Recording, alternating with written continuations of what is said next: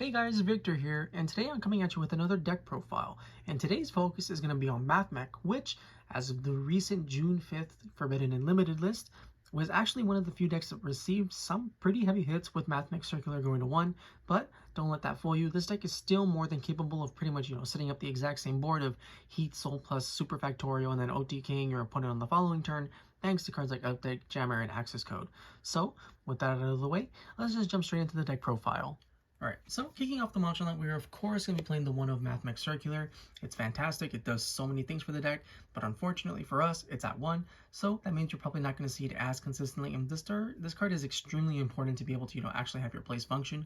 But fortunately, or unfortunately, if you're like a Mathmech hater, there are still plenty of ways to search this card out, whether it's through our spells or monsters, whatever. So it's honestly not that difficult to get access to this card, it's just the deck is a lot more fragile, and if you don't draw this or search it out, you're not going to be having a good time. And so what it does is you reveal it, then you send one Mathmech monster from your deck to the grave, and it's a cost. So your opponent is not going to be able to ash this monster when it reveals itself.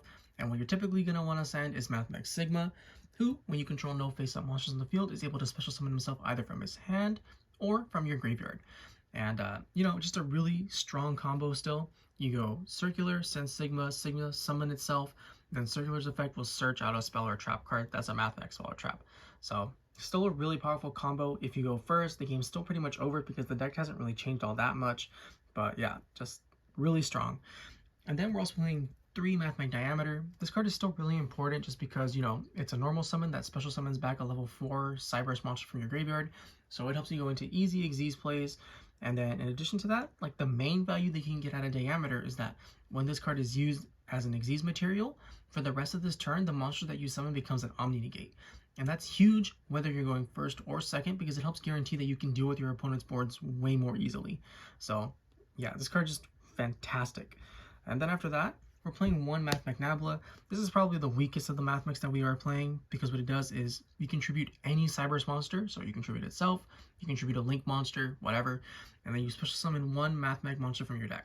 Now, we're not playing the Synchro monster just because I don't really enjoy that. I think it's cool and it's funny when it goes off because you're basically hitting your opponent for 9k damage or whatever instantly, but we're basically just using this as like another extender to get into cards such as Mathmech Sigma on the chance that we're not able to get to Circular.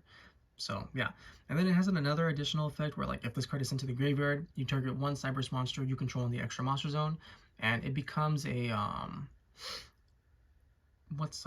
it becomes an update jammer basically, but it's a little bit worse because you can only attack monsters. So yeah, it's not the best card, but it's not the worst card. After that, we're going to play 2 more extenders in Mathmech Addition and Mathmech Subtraction. Mathmech Addition, you give any monster on the field, whether it's yours or your opponent, an extra 1,000 attack, and then you special summon it. And then for Mathmech Subtraction, you do the opposite. You just make a monster lose 1,000 attack. So they're just basically extra extenders that this deck desperately needs because of the fact that we only have the one Circular. But they do come up a lot. So yeah, at least one of each. Then after that's it for the Mathmechs, but we're still playing a bunch of other cards. So we're going to be playing 3 Parallel Exceeds. This card is just insane in what it's able to accomplish. As long as you have this and any level 4 Cyberse monster that you can normal summon or whatever, you still have full combo because you just normal summon your Cyberse monster, then you can make Linguriboh or Mirage or just things of that nature, and then you reveal your Parallel Exceed. It makes your rank 4, which is your alembertian, and then your alembertian, which is your Circular, and boom, you have full combo. And even then, like, say you get like hit by Dimension Shifter, you still are able to make other Xyz monsters to help you try and win the game, depending on what you're playing. And I'll show off what I'm using later on in the profile. But yeah, this card does so much for the deck, and you have to play 3 in order for it to actually, be able to compete. And then after that, we're going to be playing the Spirit Engine actually. So we're playing 3 Aratama. What this card does is when it's normal summoned or flipped, you're able to add 1 Spirit monster from your deck to your hand except itself. And we're never going to be flip summoning this, I'm going to be honest. We're pretty much always going to be normal summoning it because what it gets us is Sakitama, which we also play 3 of. And this is basically just another extender, so you can reveal this card from your hand, and then you immediately after this effect resolves, you can normal summon 1 Spirit monster from your hand. So you can summon itself, or you can summon another Aratama. And then it has an additional effect where if it's tributed, you could like target a Spirit monster in your graveyard and add to your hand, but we're never using that effect. So the entire idea behind the Sakitama and the Aratama is that it pretty much just provides you like a free rank 4, and as I stated, if you get to the alembertian and you get the search effect off, that means you have access to your circular, and that's another full combo that you can just, use to pretty much wipe the floor with your opponent. So just a cool little thing. I don't know if it's like the greatest or if it'll help that much, but for what it's worth, I think it's still really solid and should definitely be played. At least it like test it out, because it does add so much on like another dimension to the deck, and it's fantastic at baiting hand traps too.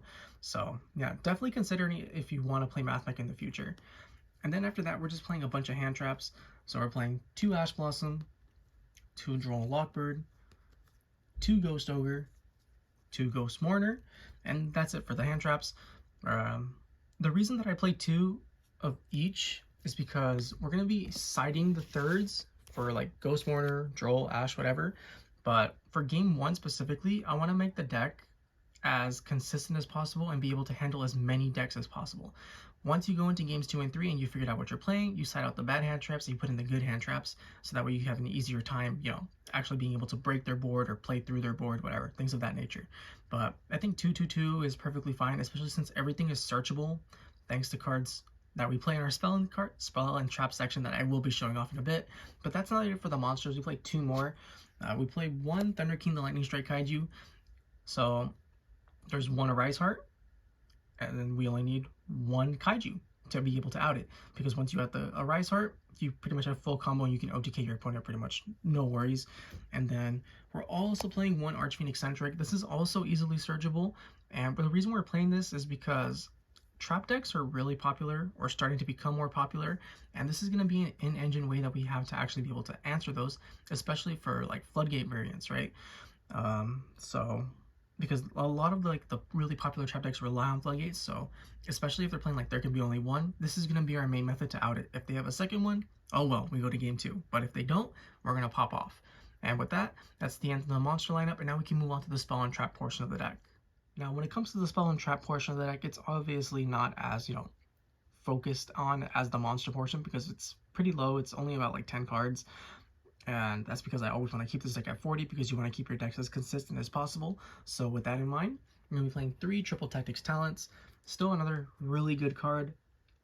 If you get hit by any hand trap at any point, whether it's through your Parallel Exceeds or your Spirit Monsters, this card will pretty much allow you to tear your opponent's hand apart, and then you combine that with the fact that you're still going to be able to full combo into your, superfactorial, heatsoul, whatever play, and just, that's with just 4 cards. That's typically just way too much for your opponent to try and overcome. So I definitely think 3 is the way to go for this specific deck, just because hand traps are such a nuisance. But if you're able to like rip your opponent's hand apart, and thanks to the fact that we have so many, baits, as I stated before, I don't think there's a reason not to play 3 of this card. Then we're also going to be playing 3 Cynet Mining. The number 1 focus for this card should be Mathmech Circular. If you have Mathmech Circular in your hand already, then it doesn't really matter what you have, because you already have full combo. So you just get whatever, if like the Circular gets stopped or whatever, or your alembertian gets stopped, you can just go for your like diameter and then try again. And but your number 1 focus, Circular, every time. And the same could be said for Small World. If you don't have Circular, you should try to get Circular almost immediately. But with Small World, there's actually like a lot more diversity that you can add, because if you already have access to your Circular, that means you're going to be able to add any single hand trap that you want, because every single card in this deck is searchable somehow. And that's a really cool thing that you can do, because you just get whatever card helps you in a certain situation. If you're going second and you're playing against like a monkey deck, you get the Archfiend Eccentric. If you're playing against Kashtira, you search out your Kaiju. If you're going first and your opponent's playing a search heavy deck because they, you played them games 1 and 2, you search your Droll. If you're playing as Brandon, you get your Ash. Just the card literally gets you whatever you want to help you win the game. So really solid. And then after that, we're playing the 1 Mathmech Equation, because it's just, another good spell and trap that you can search off of your Circular. And what it does is just a free reborn for a level 4 Mathmech. But whether you're using it on your turn, like your first turn or your follow-up turn, it still gets the job done. And then after that, only 1 more spell, being 1 Call by the Grave, much like Triple Tactics Talents. This is a great way to be able to punish your opponent's use of hand traps. And thanks to the way Called by the Grave is worded, if you negate a hand trap, you can still Triple Tactics Talent, because it does not negate the activation, it just negates the effect. So just really good card to help ensure that your plays actually resolve. And then that's it for the spells, and we only play 1 trap, and that 1 trap just happens to be Mathmech Superfactorial. This is literally the god card. If you go first, you always go for this as soon as possible, just because it literally changes the game's outcome significantly. And then if you do end up getting hand drop, this deck can play through hand drop sometimes, but the boards that they end on typically aren't the best. But thanks to Mathmech Superfactorial, as long as you have a diameter and any two other Mathmech monsters, the game's pretty much just a wrap, because it brings them back. And then you make your laplacian. Laplacian sends one monster on your opponent's field to the grave. It loops a card out of their hand. And then, in addition to that, the laplacian becomes an omni-negate thanks to diameter's, additional effect that it has for some unknown reason.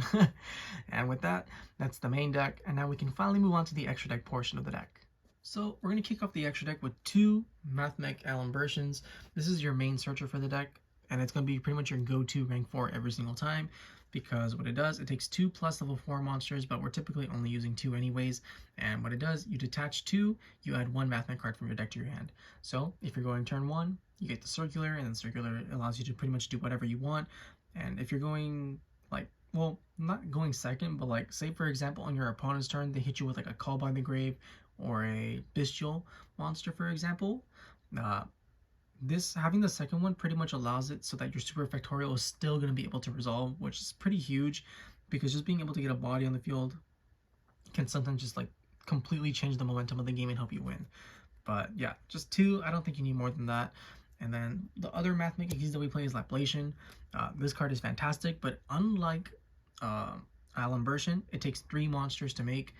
And what it does, we're pretty much only detaching 2 at any given time, and that's because by detaching 2, we're going to be able to send 1 random card from our opponent's hand to the graveyard, and we're going to be able to send 1 monster our opponent controls to the graveyard.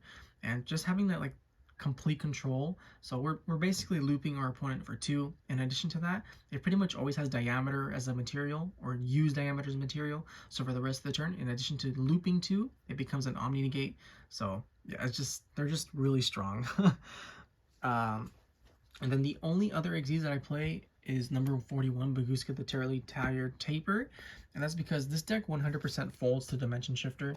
If you get shifted, you're pretty much the chances of you winning the game are pretty low. So you have to go into something like Bagooska in order to help you buy time. And sometimes it does help, sometimes it doesn't, because sometimes your opponent is just better than you and they have the kaiju or the imperm. But if it does resolve and it does stick on the board for 1 turn, the game's pretty much over at that point, because you're just going to access code OTK. But that's it for the exes monsters. Then after that, we're playing the links. So we play 1 Linguriboh, just a really solid monster that you can use. It just takes any level 4 or lower Cyberse monster. So, some Kashtira players, I don't know if they're still doing it, but what they were doing was giving you Nightmare Corruptor Ibli, and you can just link that off into this, and then you can go reveal Parallel Exceed in full combo. So yeah, just a really solid card. And then it has an additional effect too, where you contribute this to negate and banish a trap card, and that banish sometimes does come up. I'm mainly a tier limit player, and the moment Linguriboh comes down, it's pretty rough, because it prevents my Suliax from negating, and then it banishes the Suliac on top of that. So this card's kind of insane, I'm not gonna lie. And then depending on how far you're able to combo off, we're also gonna be playing the 1 IP Masquerena, because there are some times where you just have a bunch of monsters on the field, and making something like IP Masquerena can go a long way in helping you, set up a bunch of interruptions against your opponent, especially when you're able to combine it with Superfactorial.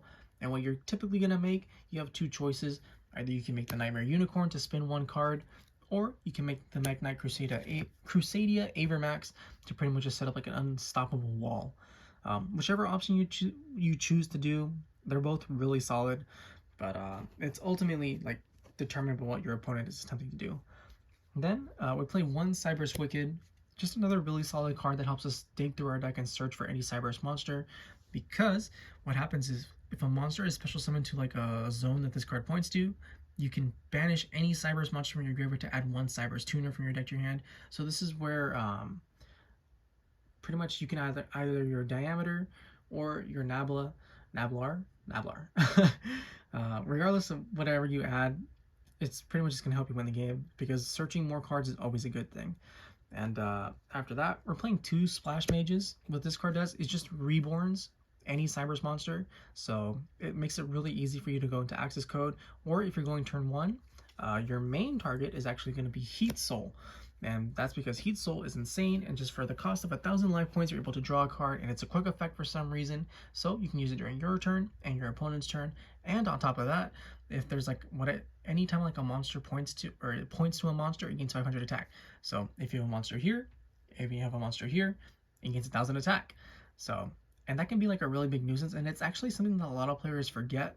And a lot of the time too, they'll actually summon another monster up here and just boost heatsoul without noticing. So yeah, just a really insane card for what it does. Then after that, we're going to be playing our access code package. So we're playing the 1 update jammer to help our access code attack multiple times, the transcode talker to bring back our update jammer to make access code super easily, and then lastly, just 1 access code talker. You don't need to play more than 1 just because of the fact Kashtira can no longer rip apart our extra deck for the most part. They need to have the unicorn on field if they want to look at our extra deck, just because number 89 got banned. So there isn't really a reason to play more than 1 of this. Of course, if you want to and you're still scared, you're more than able to. And there are, like a lot of times where your access code play gets stopped. So having like a backup access code to help you win the game does come up sometimes, but it's not very often. But with that, that's the Mathmech deck profile. I hope you guys enjoyed it. If you did, please feel free to like, comment, subscribe, and I'll catch you guys next time. See ya!